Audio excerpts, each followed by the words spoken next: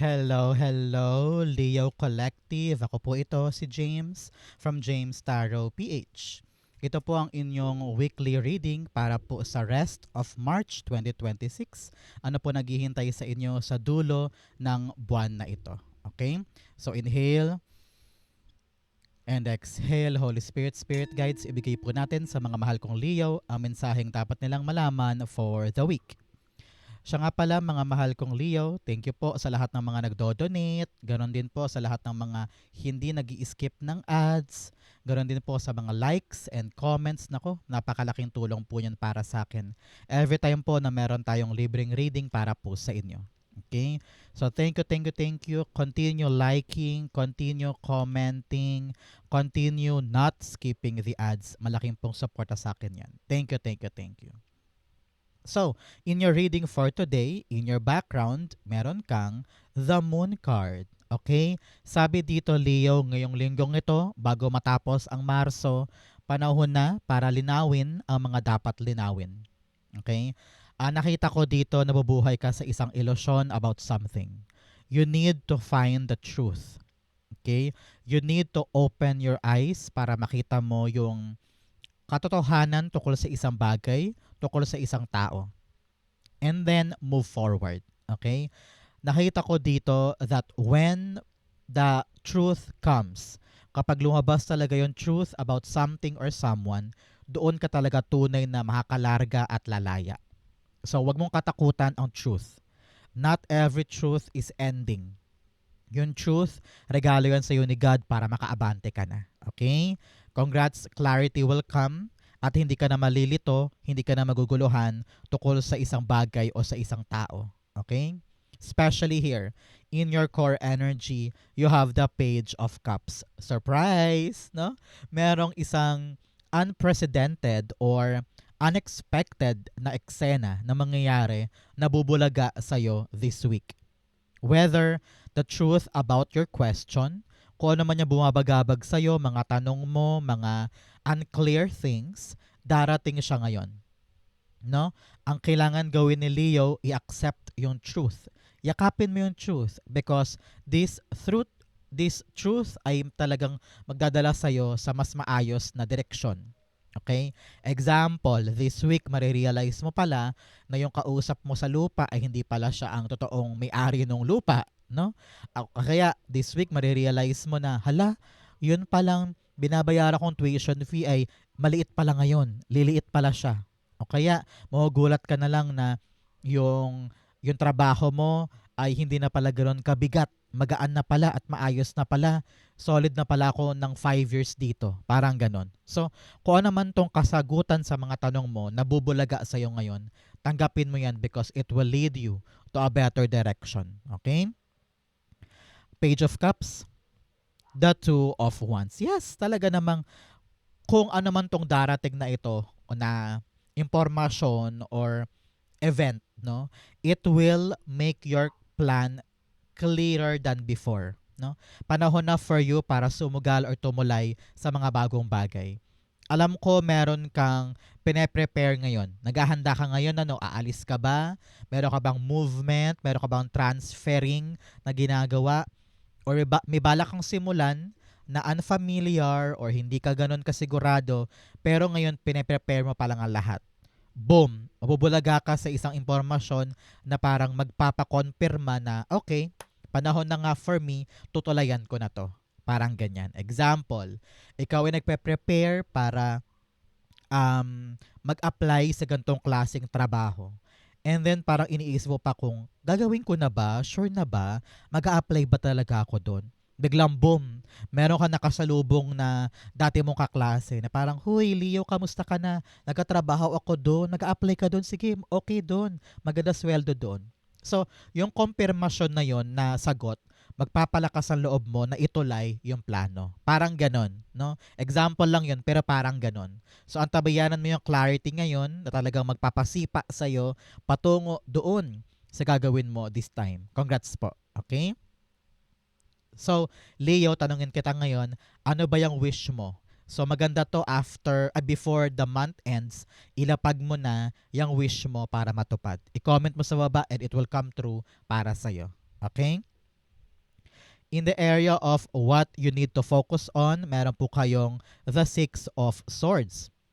Si Six of Swords, sinasabi dito na panahon na para mag-move on, okay? Move on din te. No? Kailangan yung mga bagay na hindi mo masagot-sagot, hayaan mo na. Example, hindi mo masagot kung bakit ka ba talaga iniwan ng jowa mo, hayaan mo na. Hindi mo kailangan ng konkretong sagot ngayon. Darating din yung panahon na masasolve yan at maliliwanagan ka din. Ang importante ngayon, susulong ka.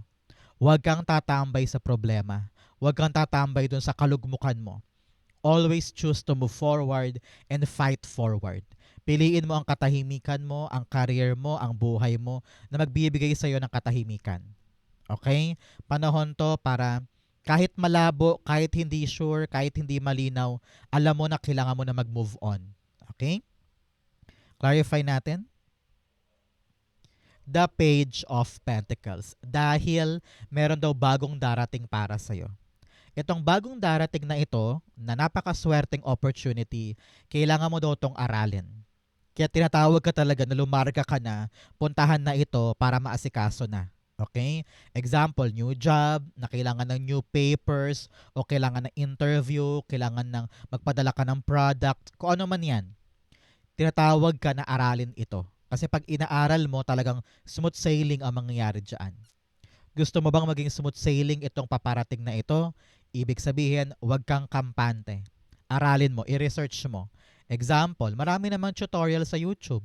Kahit nga i-google mo meron kang mga impormasyon na malalaman na makakatulong sa'yo para maging smooth sailing ang bagay na ito. Okay?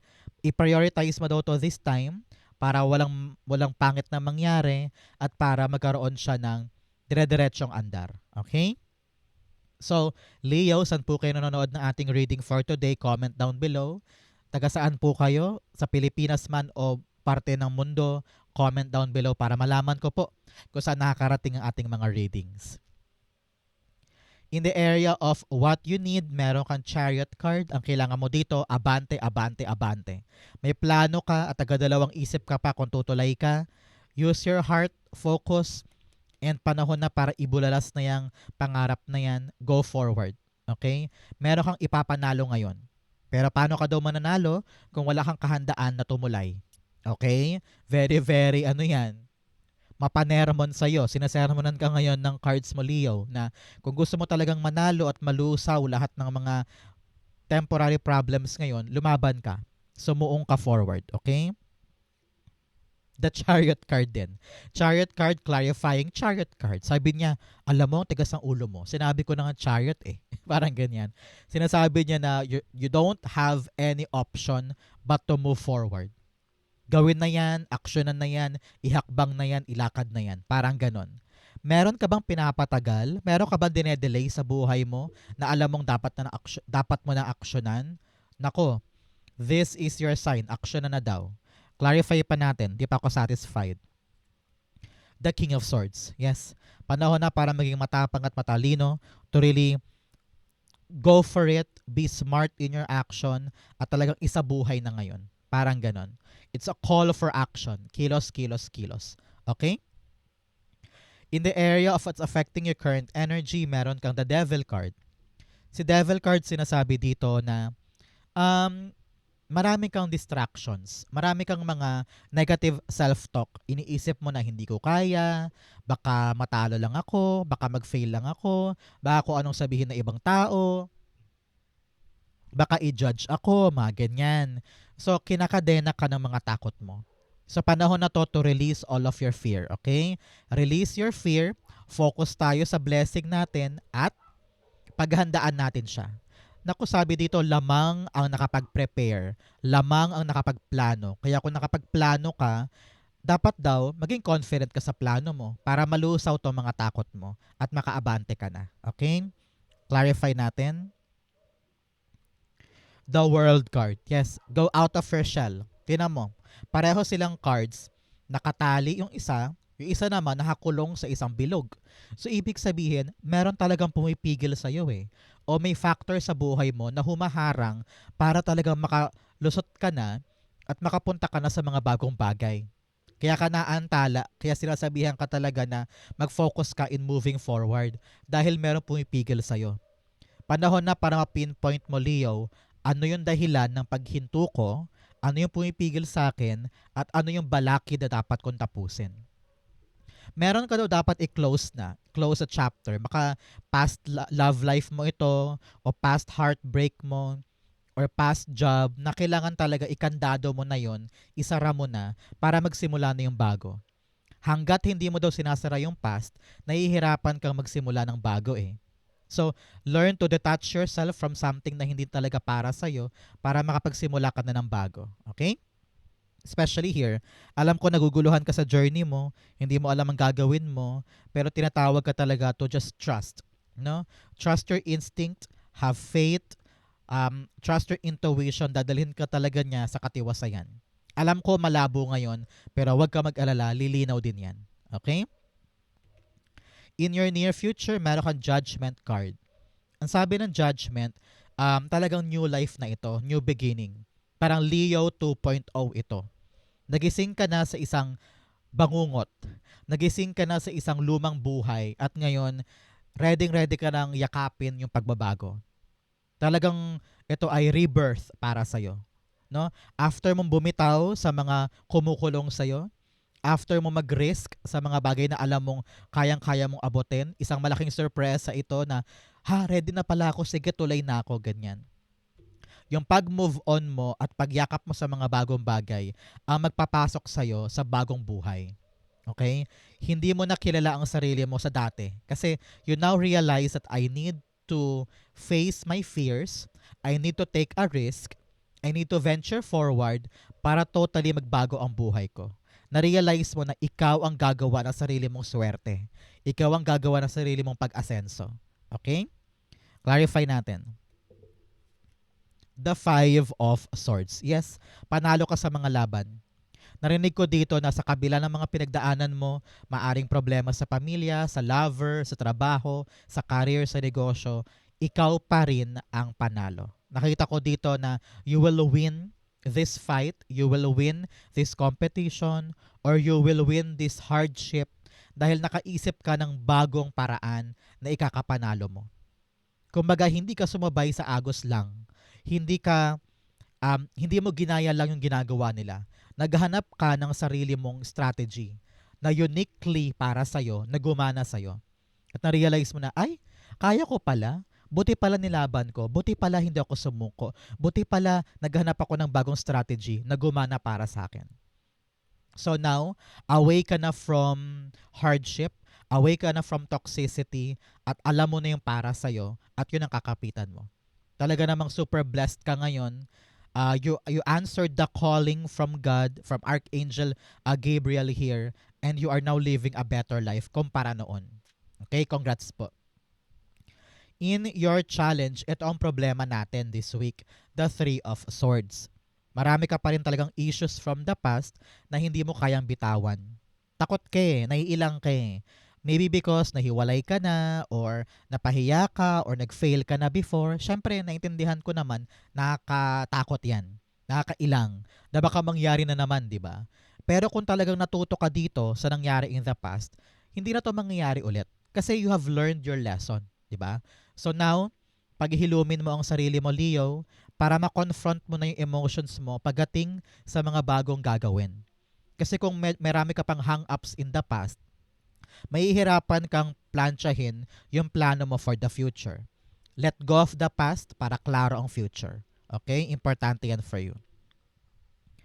The Three of Swords is being clarified by the Ace of Wands. Kailangan mo talaga ngayon buksan ang puso mo sa mga bagong bagay. Bagong pagkakataon, bagong lugar, bagong tao. No? Your past really dragged you down for many, many times. Okay? Hinila ka, kinaladkad ka ng mga painful things in the past. Kaya i-let go mo na yon para makapagsimula ka ulit ng bago. Okay? Importante yan for you. In your fortune, meron kang valiant courage, take action with passion. Yes, tumapang ka ngayon. Maging matapang ka na harapin yung mga bagong pagkakataon na kahit hindi ka sure, kahit na walang kasiguraduhan, kung alam mo sa puso mo, here, in a page of cups, kung alam mo sa puso mo na ito talaga yung gusto mo, ilaban mo. Okay? Your heart will tell you what you want and what you need. Okay? In your fortune, meron kang the Tower card. Si Tower, sabi dito, ending na ng hirap. Ending na ng gulo, ending na ng pagka-disorient. Unti-unti nang babalik sa order, sa tiwasay, sa kalumanayan yung buhay mo. Okay? Malumanay na ang lahat, hindi na hikahos, hindi na chaotic. So makakaasa ka, Leo, after this week, no, dire-diretso ka na sa mas simpler, organized, systematized na buhay. Hindi parang aligaga or gulong-gulo. So tapos na ang chaos at talaga namang meron ng magandang change na mangyayari para sa'yo. Good luck and congrats po. Sabi dito, kung ano man yung mga pagbabago na yan, wag mo nang kontrolin, wag mo nang puwersahin. It will happen the way God wants it to be. So, i-accept mo lang yung change and you will see kung ano yung para sa'yo talaga. Okay? Tower card, the Knight of Wands. Just enjoy daw. I-enjoy mo lang yung nangyayari. Huwag mong katakutan. Ride the tide, no?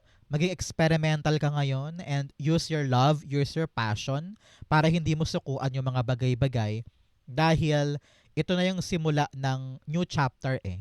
Binago nga ni God, tinanggal ni God, inirearrange niya, pero matatapos na siya ngayon, kaya makakalarga ka na. Mag-e-enjoy ka na ulit kasi humupa na yung sitwasyon at talaga namang makaka-move forward ka na. Okay? Congrats and good luck po.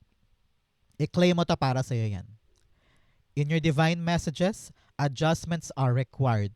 Kailangan daw mag-adjust ka ngayon para kung ano man tong planong ito ay magawa mo siya. Kasi kung hindi ka mag-a-adjust, ay nako, hindi naman lahat ng bagay ay aayon sa'yo agad-agad. Kailangan mo mamaluktot, kailangan mo maging flexible para magawa mo siya. Okay? In your divine messages, meron kang the Eight of Swords. Sabi dito, ang payo sa'yo, hoy, Leo, nag-self-sabotage ka na naman, no? Pinapahirapan mo na naman ang sarili mo. Sinasabihan mo na mga maling bagay yung sarili mo, minamaliit mo ang sarili mo, lagi mo iniisip agad yung negative o yung failure. Ngayon, baguhin mo kung paano mo kinakausap ang iyong sarili. Always talk positively about yourself. Lagi mo sabihin, kaya ko to, may solusyon to, lilipas din to, ma-approve ito, malalagpasan ko ito. Okay? Believe in yourself, malaking maitutulong niyan sa buhay mo. Okay?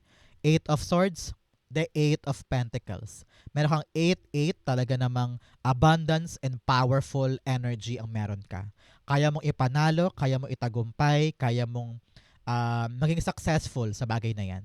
So use that energy in your advantage. Okay? Ang Eight of Pentacles clarifying our Eight of Swords. Sabi dito, kung ano man yung tinatrabaho mo na parang feeling mo dead end na parang wala nang lusot, wala nang mangyayari kahit anong pilit ko para talagang hindi ko makuha. Sabi dito, huwag ka munang mag-give up. Okay? Continue learning, continue finding the right strategy. Mahanap mo yung tamang diskarte para makawala ka sa problema na yan. No? Walang hindi pwede. Walang sagot. Alam mo 'yun? Lahat 'to kaya mo lusutan, kaya mo 'tong ma-accomplish. Ang umaharang lang talaga sa iyo yung takot mo na gumalaw. Kasi nga you're afraid to fail, you're afraid of the responsibility, kaya ayaw mong gumalaw diyan. Takot ka eh, naiilang ka eh. So, gamitin mo daw ang abilidad mo para ma-accomplish ito. Marunong ka, mahusay ka, huwag mong sayangin yung abilidad mo dahil lang takot ka. Okay? Outcome mo yan, bigyan mo na kita ng fortune cards. You have Camel, persevere and you will overcome problems. Sipagan mo lang daw, maging dedicated ka, lumarga ka, kayang-kaya mo ipanalo yan. You have Ram, a stubborn, aggressive person. Meron daw po sa buhay mo matigas ang ulo, agresibo, palaaway, mahirap pakiusapan. Iwasan mo yan, okay? Huwag mo hayaang maubos ang oras mo sa kanya. You have older man, lalaki daw po na medyo matanda na, maaring lolo mo, tatay mo, ninong mo, tito mo, or katrabaho mong medyo may edad na. May concern daw po sa kanya, kausapin mo. You have box, you will receive a gift. Yes, unexpected talaga ito. Meron kang unexpected gift, unexpected blessing this time. Kunin mo yan. Naku, para sa iyo yan. Okay? Ang outcome ni Leo for the ending of March, you have, wow, the Nine of Cups. Palakpakan.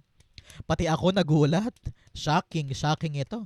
Talagang unexpected thing na talagang yayakapin mo this time. Meron kang winish, meron kang hiniling na talaga namang at the end of the month, makukuha mo na. Meron kang hinihintay na akala mo napakalabo, napakahirap, pero now, bubulagain ka ng unexpected event na magpapalapit sa'yo sa mga winish mo. Congrats po. Okay? Clarify natin. You have the Emperor card. Yes, you're gonna be on the top. Okay?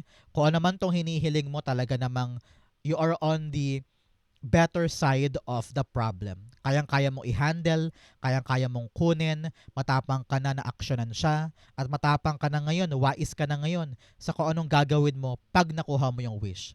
Kasi marami sa atin, wish ng wish ng wish. Pero pag dumating na, hindi naman alam kung anong gagawin sa winish nila. So now, kitang-kita ko dito na alam mo kung paano panghahawakan yung wish mo, alam mo kung paano siya gagamitin, at kung paano siya patatagalin or papahabain sa buhay mo. Congrats ha! Talaga namang pinaghandaan mo to and you have prepared for this. So ngayon, be brave to embrace, to get your wish fulfillment this time. Congrats po. Napakaganda. Congrats po. Manlibre ka naman, Leo. Okay? So Leo, yan po ang inyong end of the month reading. Saan po kayo nakaresonate? Comment ka lang sa baba, babasahin ko po yan. Thank you Holy Spirit, Spirit Guides for the clarity and messages na dapat malaman ng mga mahal kong Leo for today. Thank you po for watching hanggang dulo. I love you. This has been James for James Tarot PH. God bless everybody.